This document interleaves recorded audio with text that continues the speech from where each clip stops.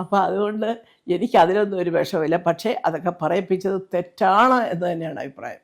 ആ തെറ്റ് അവർ മനഃപൂർവ്വം ചെയ്തതാണെങ്കിൽ അതിനുള്ള ശിക്ഷയെ വാങ്ങിക്കാൻ റെഡിയായിട്ടിരുന്നുകൊണ്ടാണ്. ഞാനിപ്പോൾ കണ്ടുകൊണ്ടിരിക്കുക ഓരോ കാര്യങ്ങൾ എൻ്റെ മോനെതിരെ ഒരു അമ്പ് വരുമ്പം ആ അമ്പ് ഏതെങ്കിലും വിധത്തിലൊരു വേദന ഉണ്ടാക്കുന്ന പോലെ തിരിച്ചങ്ങ് പോകുന്നുണ്ട്. അത് പാടില്ല. ആരെയും നമ്മളങ്ങനെ വാക്കുകൊണ്ടും പ്രവൃത്തി കൊണ്ടും വേദനിപ്പിക്കാതിരിക്കാൻ നോക്കുക. ഇപ്പം ഞാൻ എന്തുകൊണ്ടാണ് മേജർ രവിയുടെ പറഞ്ഞ അയാൾ പറഞ്ഞ കള്ളത്തരത്തിൻ്റെ മറുപടി എൻ്റെ പോക്കറ്റിൽ കിടക്കുന്നത് കേട്ടോ, തരാൻ മറന്നു ഇപ്പോൾ വിഷമിച്ച് കഞ്ഞി കുടിക്കാതിരിക്കുക.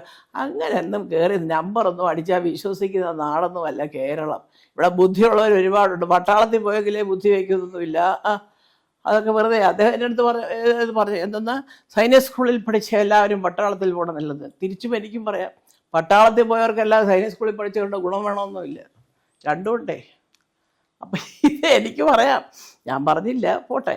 അത് ഈ പറഞ്ഞതുപോലെ അദ്ദേഹത്തിന് അപ്പം തോന്നിയ ഒരു ഇത് എന്ന് പറയുന്ന പോലെ വെറുതെ അനാവശ്യമായിട്ട് ഒരാളെ ടാർഗറ്റ് ചെയ്ത് സംസാരിക്കാൻ കുറച്ച് പേര് കൂടുന്നെങ്കിൽ അവർ തമ്മിലുള്ള അഡ്ജസ്റ്റ്മെൻറ്റ് തന്നെയാണ്.